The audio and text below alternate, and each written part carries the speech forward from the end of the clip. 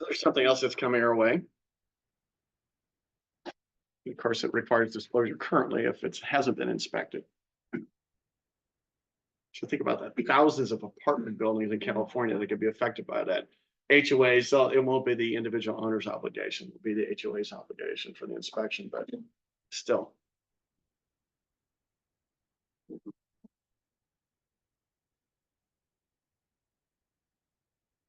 One thing I've learned from doing this is that nothing seems to stay the same from one day to the next. It doesn't.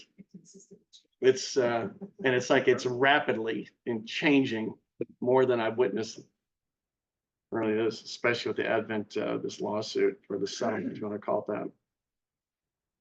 But yeah, it is changing rapidly. And this is such interesting reading material.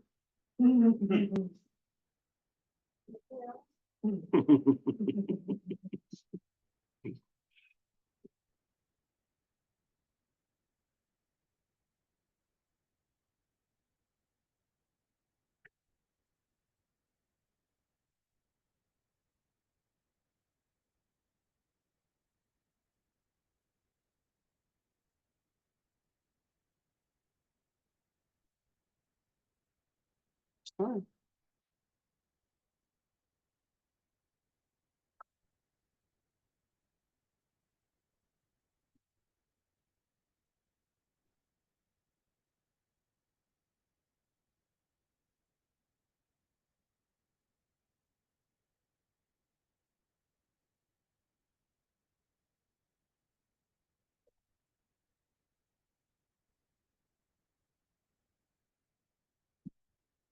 Good morning, everybody. So we have a lot of changes approaching us quickly, and a lot of it has to do with the RPA also, and it's associated with the settlement.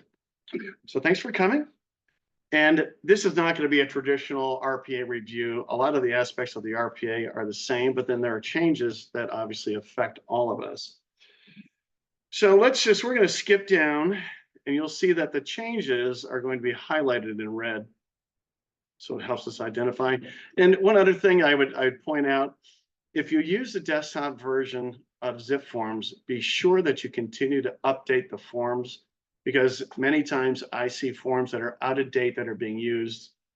The desktop version it's just easier to get to instead of logging in. But remember, look at the revision date. So the new RPA is dated July 24th, and it's still scheduled to be released at the end of this month. So always look for that when you're working with a transaction. So where we're going to start today is in section 3G3. And this is going to affect most of us. I would say that for the most part, we don't know if any compensation is going to be offered from the seller or the seller's agent to the buyer's agent. So we probably have to rely on the fact there may not be anything offered. And if there is, it may not be sufficient for you, as a matter of fact, in terms of what you would like to earn. So what is going to be common will be box G3. Seller agrees to pay the obligation of buyer to compensate buyer's broker under a separate agreement. And we're talking about form SPBB, and we're going to refer to that. Seller's broker's offer, if any, to compensate buyer's broker is unaffected unless otherwise agreed. So that's just saying that even if the seller is willing to compensate the buyer's broker, it may not affect the agreement between the buyer and the buyer's agent. So what's important about this, remember now, there's no longer going to be an offer of compensation on the MLS. So there's no contractual offer of compensation. That means every time now in negotiations, you're going to have to confirm the offer of compensation. You're going to be using a form CBC or Cooperating Broker Commission form. Otherwise, you're not entitled to payment. That's really what it's going to come down to. So you'll be doing that in each and every transaction.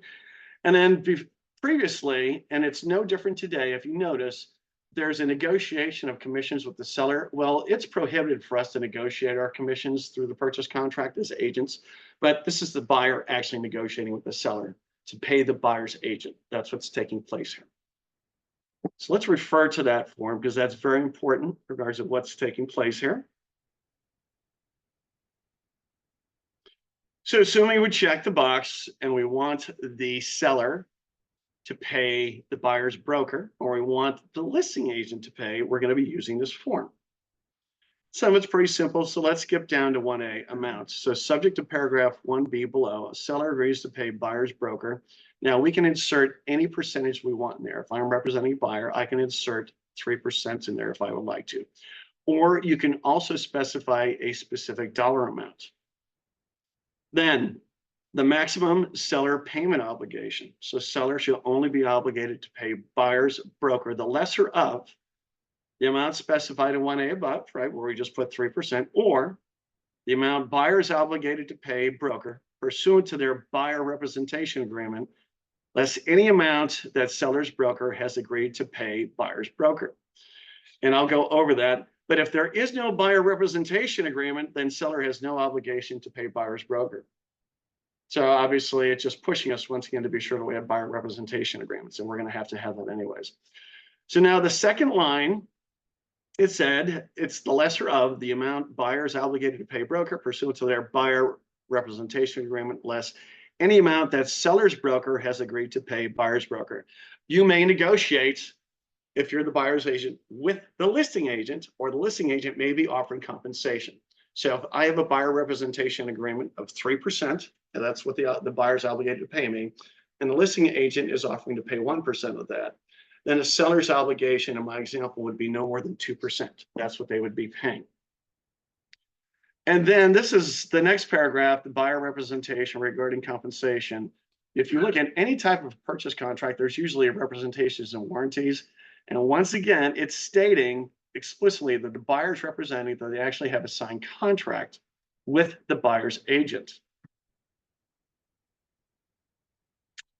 And this is something I don't like, but delivery of buyer representation agreement.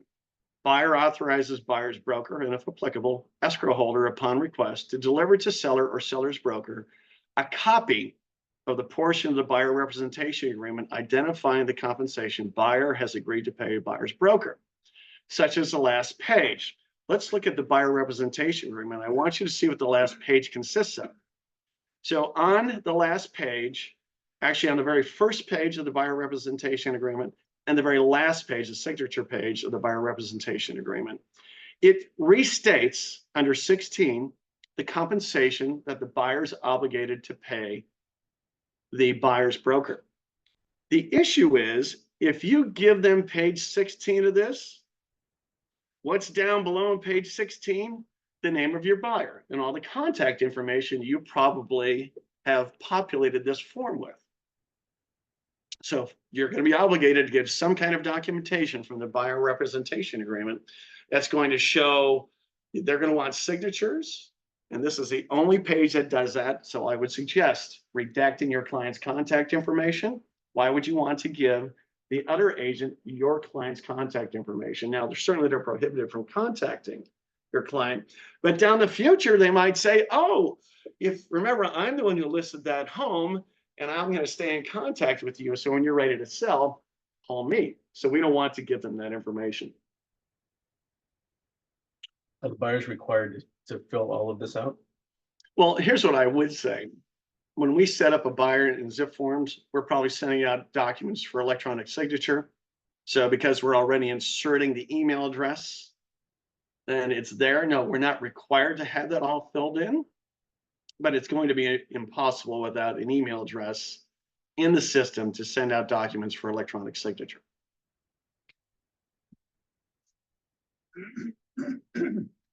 Just wanted to point that out. And let's go back, and this is very important also.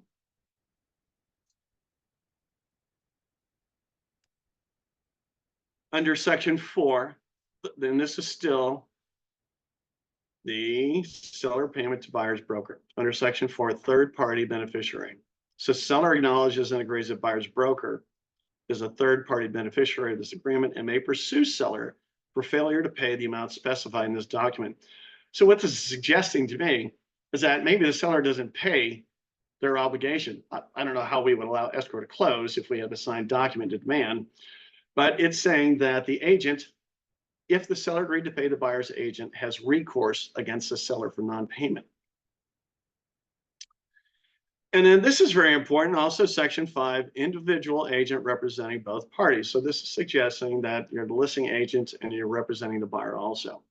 So if the same individual agent represents both the buyer and seller, and that agent has agreed in a listing agreement to reduce compensation for representing both, meaning the buyer and seller, the total compensation due broker shall not exceed the amount specified in the listing agreement. And this is the most important part. And the buyer shall owe no compensation under the buyer representation agreement. So if I'm the listing agent and I have a listing contract with my seller, and I took a listing contract list for 5%, but I agreed that if I were to represent both buyer and seller, that I will only be paid 4%. If I do that, and I wanted to get a total of 2.5% out of my buyer, they're not going to have to pay you anything. And then let's look at the listing agreement, because I want you to understand how this is going to work for you.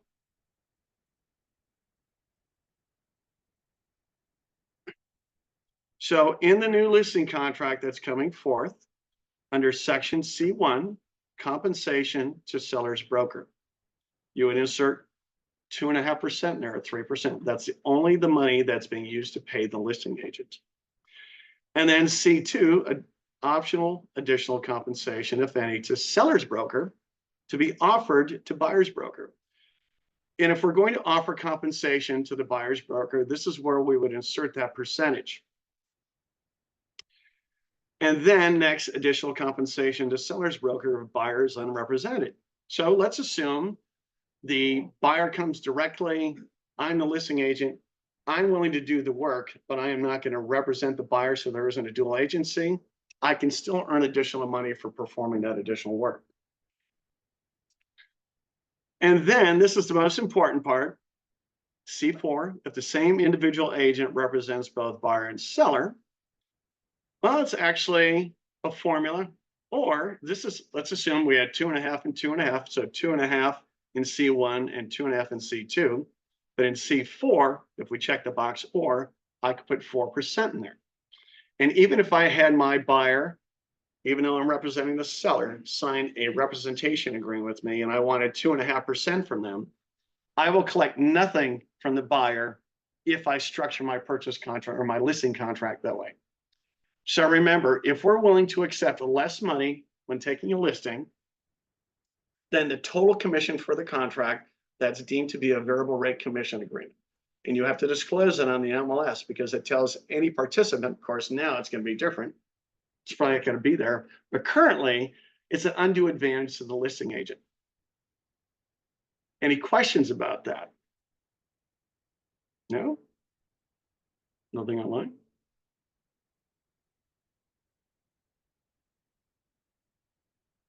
I think we beat that enough to death, huh? Then let's just skip down. And then under section L4 in red, insurance. So now this is a separate contingency. Insurance has always been a contingency of the purchase contract. However, this is a separate line item in the contingency removal form. And not only that, it only talked about insurability previously. Today, it talks about not only the availability of insurance, but the cost of insurance in the buyer's eyes now becomes a contingency, whether they want to proceed or not.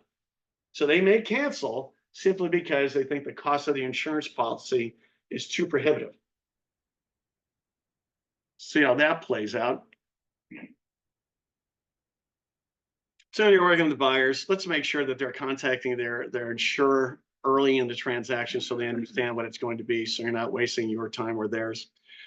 And then common interest disclosures per Civil Code 4525. This has been a matter of law all along.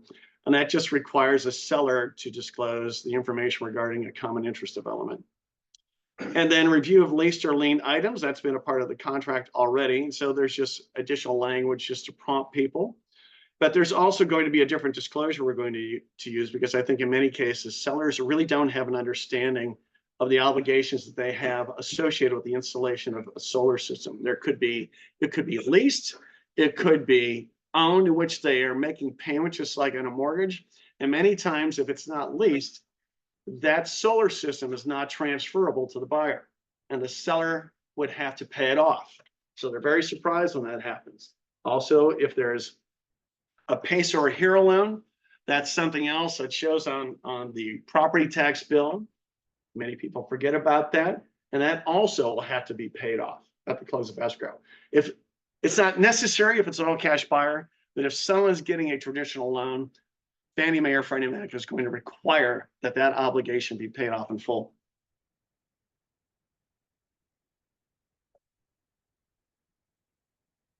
Let's go down here. We don't care about the wildfire disclosure. That doesn't matter. So you can see in a lot of cases, there aren't many changes above. And then 5A3, retention of deposit, it just refers to paragraph 26, which is the liquidated damages clause.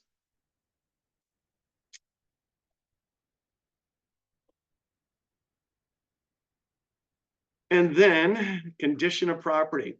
And I think this is a good change. And this is a question that always comes up, you know, that people want to state they're selling the property as is. Well, the contract already indicates that. So unless otherwise agreed, the property shall be delivered as is in its present physical condition as of the date of acceptance. The property, including pool, spa, landscaping, grounds, is to be maintained in substantially the same condition as on the date of acceptance. So when you initially see the property at the time the contract is accepted, that's the condition the property is supposed to be delivered in. That's the as-is condition, unless there are repairs that the seller has agreed to perform. So this is good clarification. So except as specified in paragraph 9C, and 9C is referring to things such as TV brackets. If you remove the TV brackets, then you're obligated to repair the holes. But in this case, seller is not responsible to repair any holes left after removal of any wall hangings, such as pictures and mirrors, brackets, nails, or other fastening devices. But the exception is what I just mentioned, large brackets like TV mounts.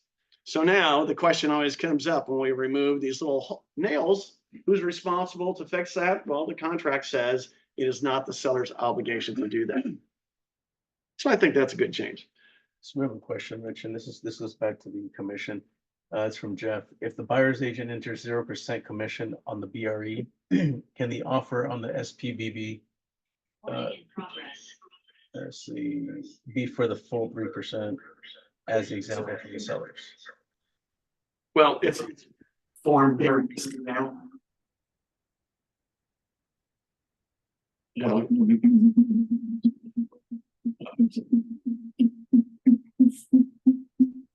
Or someone else. Someone's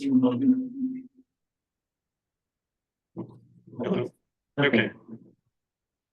Can the remote audience hear me?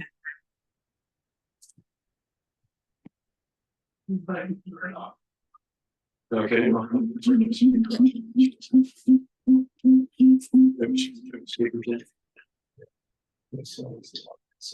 Okay.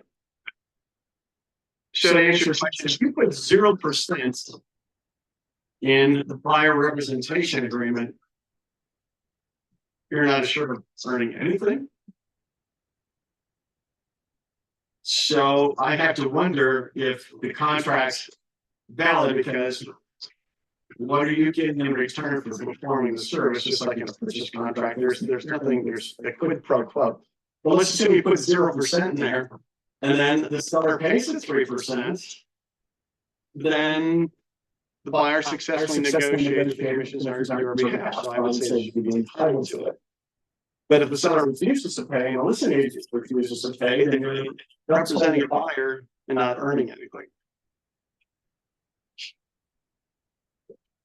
Remember the representation agreements now, the way it's structured, it's far more favorable to the buyer. Because it's structured such that it can be non-exclusive or exclusive. And if it's non-exclusive, unless you change the terms of that contract, the buyer can cancel just on written notification. You can change it to 30 days if you want. If it's exclusive, it requires at least a 30-day notification, or you can change it to no cancellation at all. So say there's an echo. Sorry, did you turn the recording? There's an echo out there. I can hear it back.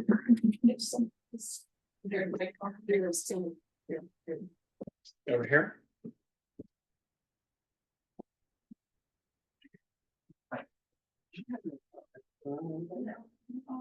You did, okay, so it says you. Otherwise, I don't. Oh, can't, move up front.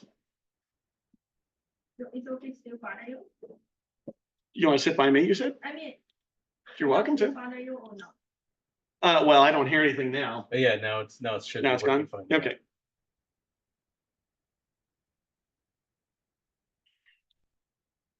Jeff, did I answer your question?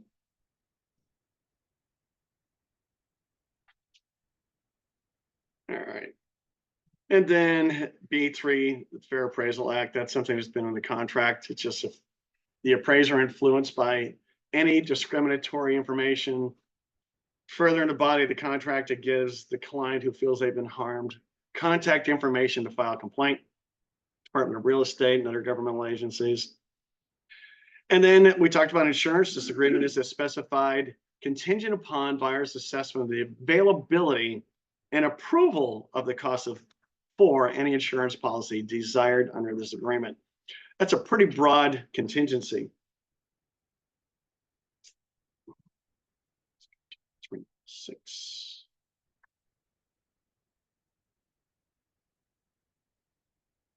And then under section F title, it's referring to paragraph 306, and that's talking about the default 17-day contingency period.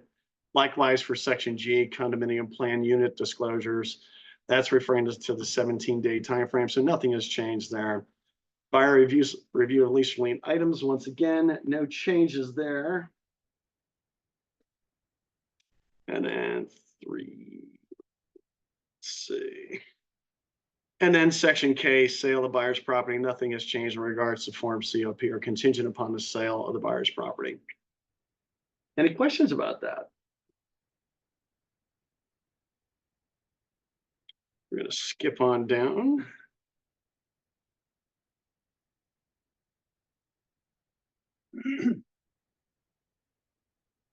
Okay, under section LF, return of signed copies.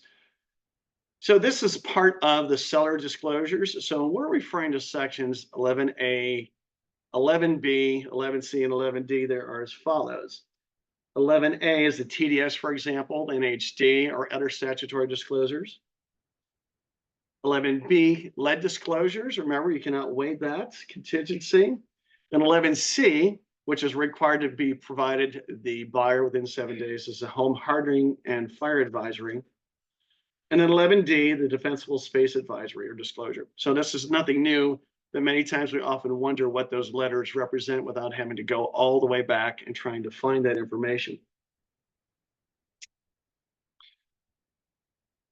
And then let's jump down to another change in the law. Section N, balconies, exterior stairways, and other elevated elements. So for property with any building containing 3 or more dwelling units with elevated balconies, stairways, or other elements, the seller shall, within the time specified in paragraph 3N, that's 7 days, by the way, deliver to buyer the wooden balcony and stairs addendum.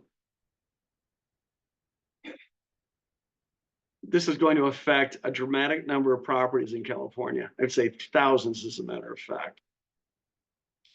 So now, Health and Safety Code 17973 requires an inspection. That inspection is to occur every 6 years. And then under section 1B, if the inspector advises there's remediation required, you must correct it. And then you have to retain copies of these inspection reports for 2 cycles. The cycles run every 6 years. So that means for 12 years, you must retain the oldest report. It's going to affect a lot of individuals. And then section 2, requirement to deliver a report to buyers. The seller shall, within section 301, which is 7 days, deliver an inspection report of the elevated elements prepared within the preceding 6 years. And to show that if you have a report that's in working condition, great. If you have a report that shows it's not in working condition, or it's a health issue or safety issue, you have to show the remediation. And then until January 1st of this year, disclose if no such report has been made or repairs completed. So we have through the end of the year to do one of 3 things. Get an inspection, that's clear, get an inspection repair, or through January 1st, disclose that we have not had an inspection. So is this gonna be part of the HOA docs? HOA docs, no, this is gonna be for part of our condos. disclosures. Right, for condos? Now, for the condominiums, it very well may be. I think we're more concerned about individual investors actually that own these properties as opposed to the HOA. But it's another cost that's imposed on HOAs also. So you can expect your HOA dues go up too. Unfortunately. And then this is section 3 indicates if it's in a common interest area development that the HOA is going to manage it. So January 1st, we're going to have that inspection done, as a matter of fact, by January 1st. And what's unfortunate about this form, there isn't a box in there currently that would allow us to check that we have not had an inspection performed. So where we disclose that, that's a good question, where that's going to show up, or we just have to write it in. Can affect your client's ground.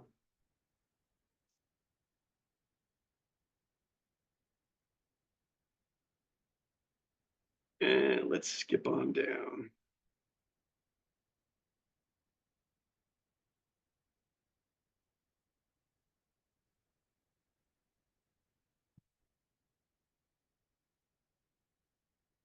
And there's only one addition to this, but seller delivery of documents. So under section A, you can see all these paragraphs that are referenced. So let's just quickly go through those so you understand what the seller's disclosures consist of. Section 7A, you see that hopefully in bold print. That's the occupancy form or tenant occupied purchase addendum. You may have to deliver that. Section 9B6, disclose leased or lien items. 14A, allocation of costs, for example, in regards to termite reports or other inspections. And then 11A that is referring to the TDS, NHD, and other statutorily required disclosures. 11B is referring to the lead disclosure. That's for a pre-1970 property. 11C, home hardening and fire advisory. Remember, if it's a TDS, if it's in a high fire zone, if you look at the NHD report, that's going to give you the clue whether or not you actually have to provide that disclosure or not. Same thing with 11C, which is the home hardening and fire advisory. And then 11D, defensible space. 11H, withholding taxes. Remember, the buyer is obligated to obtain from the seller their social security number. And if the seller is a non-resident alien, they're subject to backup withholding. 14A, 11K, what do we have here? The seller to deliver the earthquake guide environmental hazards booklet. So that's that part 2. And then 11L, disclose of the properties in a common interest development. 11M, solar powered systems. Seller to deliver solar advisory questionnaire form solar. So let's refer to that so we know what we should be doing. Any questions so far? It didn't work. All right. So now we have an advisory and a questionnaire for the seller. And it's going to be very helpful, I would say, for all of us, because often we really don't know the details of the existing contract the seller may have. And quite often the seller doesn't seem to know. So now we're also going to want the seller to complete this information so you can see the number of questions. Now, the very first section, 6A, talks about just the general aspects or characteristics of the system. And then section B, it's if applicable, if the solar system is owned and it's being conveyed with the property. But there's also aspects in here that notifies the buyer that maybe it may not be suitable, or more importantly, notifies the seller that they can't have the buyer assume the obligation. Then it comes as a complete shock when they're selling the property and they own, $30,000 or $40,000. And many times when they're buying the systems, there's an introductory rate per se, or a time, at least during the first year, where there's an abeyance of any payments. The interest accrues, but if it's paid off in the very first year, then the property owner doesn't have to pay any interest. But if it goes beyond that, then they tack that onto the existing notes, and now it becomes fully amortized. And most lenders that loan on these systems, not leased items, not lease systems, many times they will not accept payment. And remember, and what's going to happen if you have a lender on the purchase, when they record the loan, they're going to be in a junior position to the lien associated with the solar system. So no lender is going to do that. They're going to mandate that it be paid off. If someone is paying cash, that's at their discretion.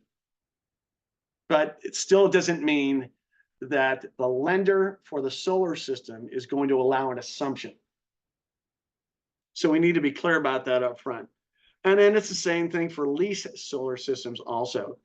We do see assumptions taking place, but it's not necessarily an obligation of the lessor to allow an assumption of the lease itself. We've added this to our checklist. Okay, yes, thank you. Great. And let's skip on down. And this is a big change under section E, notice to buyer or seller to perform. So questions always come up, but the notice to perform, at least contractually, can't be given any sooner than 2 days before the execution of the event. Even if the execution of the event falls in a weekend or legal holiday, you can't provide that notice to perform any sooner than 2 days prior to that. Now what's taking place with the change, let's assume we have different contingency periods. Some may be 10 days, some may be 17 days. And we send, today, if we send a contingency removal to remove all contingencies, and we haven't reached, for example, the 17th day, we're only 10 days in from the investigation contingency. If we send that out now, it's defective and it has to be resubmitted. Now it's saying if we send out a removal of all contingencies, for those applicable contingencies, those contingencies theoretically effectively must be removed. But if the loan contingency isn't due for another 7 days, it does not affect the loan contingency. And you'd have to resubmit another notice of perform to force them to remove the loan contingency 5 days later. Does that make sense? So right now we submit a notice of perform. And if all the dates don't line up and we've submitted that notice of perform more than 2 days in advance of a contingency, it's defective. And we have to resubmit the notice to perform to cause them to remove the contingencies.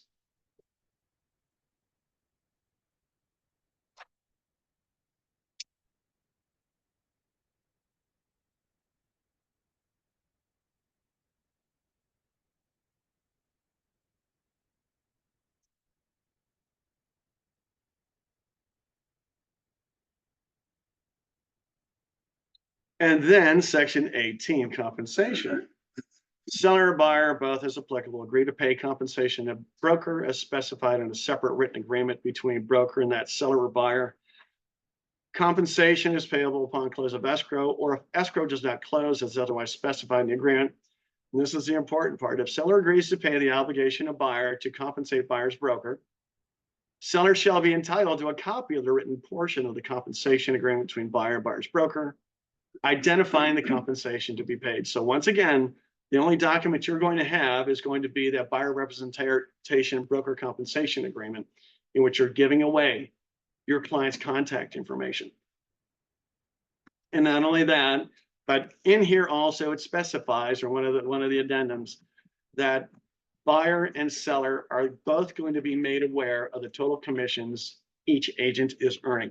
So there will be nothing, because it's what we see often now when commission instructions are sent out. Many escrows, including our own, separates them into just the buyers or sellers. So both parties don't necessarily know what each agent is earning. That is no longer going to be a secret. We call it a secret. I do have a question. What's that? About this. And it's been bugging me through the whole thing. If the whole reason for this change was to prevent bias, my understanding, because supposedly agents were not showing homes that had lower commission levels. What happens if you get somebody who maybe the first time buyer and they scrape together their deposit, they scrape together enough to cover their closing costs, but that's it. And they say, look, I'll sign this, but don't show me anything where the seller is not going to pay your commission because I can't afford it. That's therefore going to put us in a position of showing bias, because there may be some properties that we won't show for that reason. it doesn't seem to me that it's helping or protecting anybody. And are we in a situation of vulnerability if we look at stuff and say, well, I've asked them, they're not, that seller won't pay the commission, you have to, well, I don't want to see that home. Mhm. Well, that, if somebody's, I would say, unfortunately, I agree, because if someone believes that you're the one making that decision, then yes, then we're at risk. But if we get something in writing from them that says, hey, don't show me anything in which the seller is not offering any compensation, but you probably are going to have an obligation to still notify them of this property, I think everybody's going to say, well, what about this one, this one, this one? Because they're going to see it on Zillow or some third-party website. So to not show them or to not give them information is probably, we'd be at risk. We have to tell them, here's the properties, and they're not offering anything. Okay. But I think it's fair to let them know what is being offered. Then also remember in the MLS, there's going to be a field for concessions. Now that theoretically can be used to pay commissions, even though it can't be stated in the MLS. So as you're looking through the MLS, you might see that concession field in which there's a published dollar amount, or actually in that same concession field, it's also going to be a percentage, which is so interesting to me. What does that tell you, right? I was surprised when I saw what the intended layout of the MLS is going to be. It's either going to be a dollar amount or it's going to be a percentage in terms of the concessions that they're offering. Is that going to reduce the value when they appraise the property? And like when they're using it as a comp? I think every appraiser is going to look if there were concessions, yes. Yeah. How that is going to affect the appraised value is just mine. What's interesting, all along, commissions never affected the appraised value, as concessions very well did. But yeah, they're going to now, right? Yeah, yeah. Yeah, that's a good point.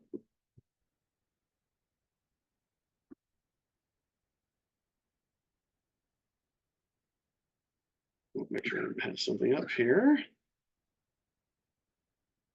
Yeah, here it is. I was talking to you about disclosure of all the commissions under section D. Escrow holder shall provide to buyer and seller either jointly or separately a closing statement or other written documentation showing the amount of compensation paid to, respectively, buyer's broker and seller's broker. So there will be full disclosure of all that. Open news to perform. And then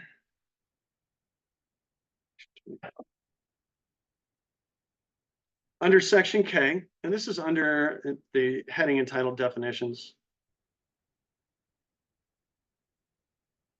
So delivery of documents, it also includes, and it's been this way, but delivery of a link to documents. When you're delivering documents, that's deemed to be delivery if you give them a link for that.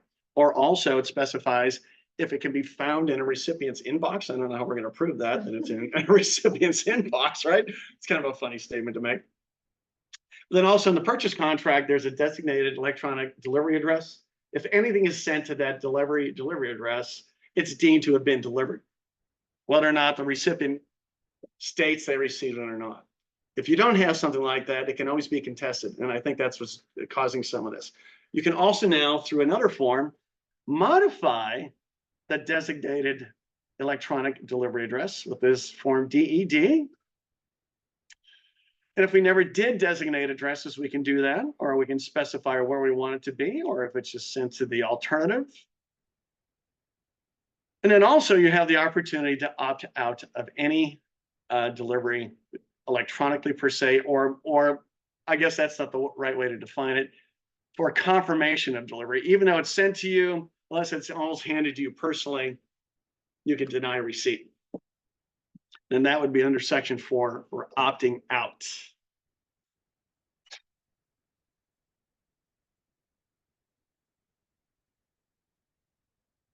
And one thing about liquidated damages I wanted to point out to you, and this is no different, but the cap of 3%, the lesser of 3% of the purchase price or the initial deposit, which is the cap for the liquidated damages, is only applicable to properties that are going to be owner occupied. So if it's an investment property, there is no cap in regards to liquidated damages. Keep that in mind too. So as long as if it's a fourplex and a buyer is going to occupy one of them, it is subject to the 3% cap or the initial deposit.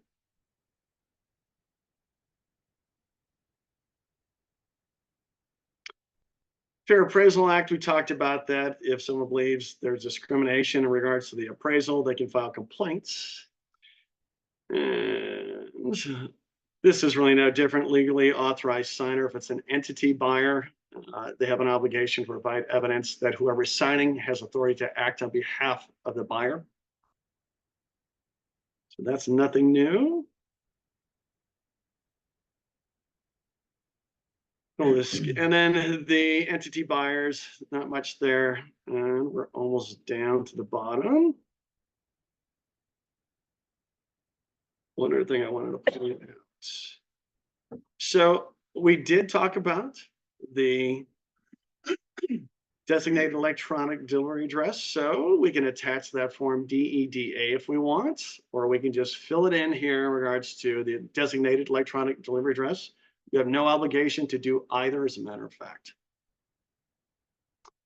I'll make sure I didn't miss any of these forms. Now, when providing, if you have to provide to escrow evidence that you have a buyer representation agreement signed,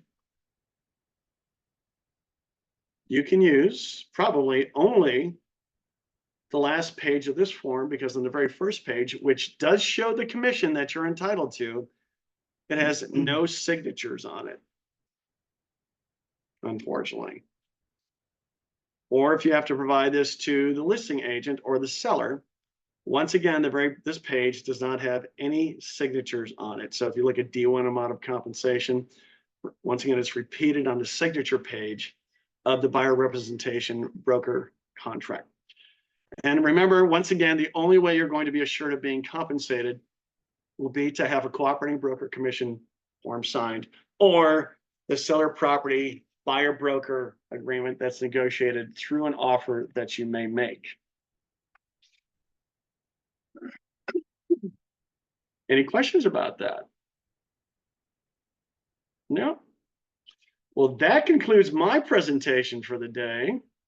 So Rich, so does that mean it's gonna change what forms we're gonna submit along with the offers, not just the RPA anymore with the proof of funds and pre-approval? Now we're also gonna have to include the commission broker compensation again, or property broker commission again. Well, I would say yes, probably with the cooperating broker commission form. I would suggest that you would want to submit that in advance of submitting an offer, because you could submit the offer with it. Do they have to sign it? If you reference it and it's not signed, theoretically, it should be an accepted agreement. But I don't know if I would do that. I probably would be more conservative submitting that form CBC in advance of submitting an offer.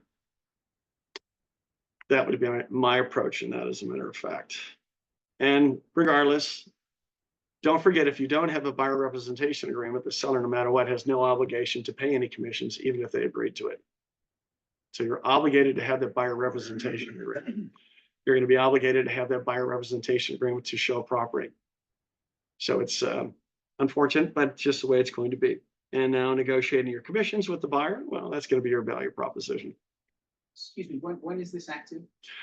The forms are due to be released at the end of June. So it suggests to me that the MLS will change at that time also, in advance, well in advance of the settlement being signed, whenever that's going to occur. Later this year. Start getting this signed right away. You should. I think so. You know, what we haven't seen, it still seems as if sellers are still offering commission or compensation to the buyer's agent. So I haven't really noticed any change in regards to what people are doing now. And who knows, it could be prolonged anyways. I haven't gotten an exact date. But I think the problem is going to be, if you're representing a buyer, for those select cases in which the listing agent is not offering any compensation on the MLS, you might be working for free or not doing anything without having that buyer representation agreement signed, because it's starting to filter through where no commission or very little commission is being offered in certain cases. What was that? I'm dealing with one right. Yeah, it's going to become more common, even in advance. The sellers are aware, not all, but many times sellers are aware of the settlement, and they believe they don't have to offer any compensation. I think it's a mistake. There's still going to be, just like you said, Jonathan, buyers aren't going to want to approach that seller. And agents certainly aren't going to want to. They're going to avoid that. So another question from Jeff here is, how about the speculation from months ago that if you're holding an open house, BRE must be signed for anyone to come in and look at the property? Is this going to be law? No, there's going to be two different forms. One of which they're sign-in forms. One will you'll actually obtain not just contact information, but it's going to require an affirmation from the buyer or the person who's coming to look at the house, whether or not they are working with an agent. And if they're working with an agent, they have to disclose the name of that brokerage. And then the other form doesn't ask for that information. So I would certainly use one that does request them to submit the name of the brokerage that they're working for. I guess it's going to all depend upon your approach. You want to just take their word for it, or if they don't know the name of the agent they're working with, then likely they're not working with somebody. Then you decide if you want to let them in or not, or have them sign. You could actually just have them sign the BRBC for just that property. You could just specify that one property where they're coming in. Now it's going to be effort to get somebody to do that, but that's another solution possibly. If you don't want to show them the property because they're not working with the current agent.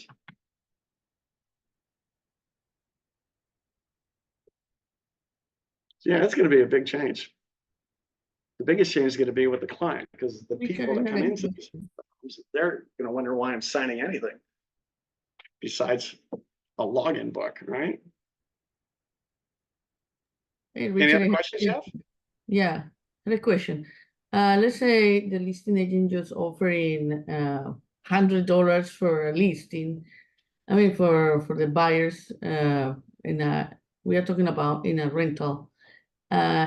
That's going to apply for the rentals, and you need to do a representation, and you can have commission for both sides, or is the competition?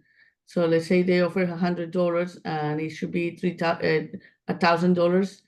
So you going to say that the buyer has to pay $900 to complete I the mean, 1,000? the tenant, well, I haven't heard anything different than it's going to follow the same model as a purchase transaction. So it suggests to me that you're going to have a representation agreement signed when representing a tenant. And yes, it could very well mean that the tenant is going to pay the commission. That's correct. If they're all, if the property owner is only offering $100 or whatever the case may be. And it's unfortunate, but we see a lot of property management companies offering $25 or so to the agent who brings the tenant, and you've wasted a lot of time showing leased properties or properties to be leased. So I think it's probably to your distinct advantage that you would want to have a representation agreement signed anyways. Why are you going to do that for free? And it's going to become more and more prominent. Did I answer your question?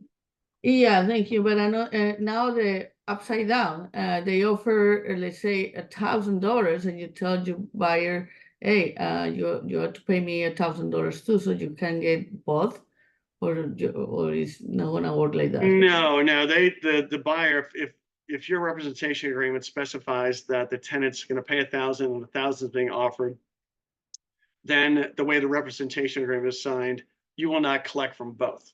If there's going to be, and let's assume that the property owner is offering $2,000 and your representation agreement says $1,000, then it's going to have to be an amendment to that representation agreement between you and the tenant, such that you're entitled to that additional $1,000 over and above what you agreed to originally.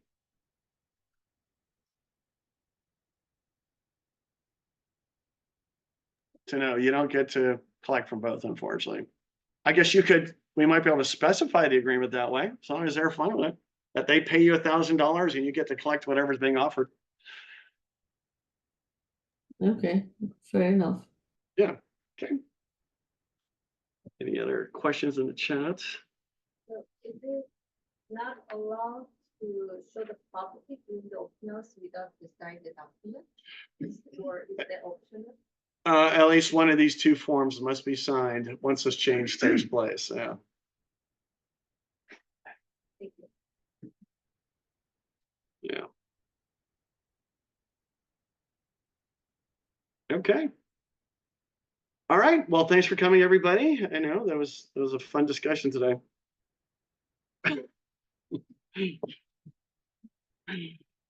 We will see you next week.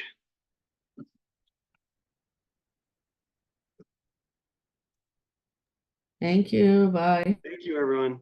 Thank you.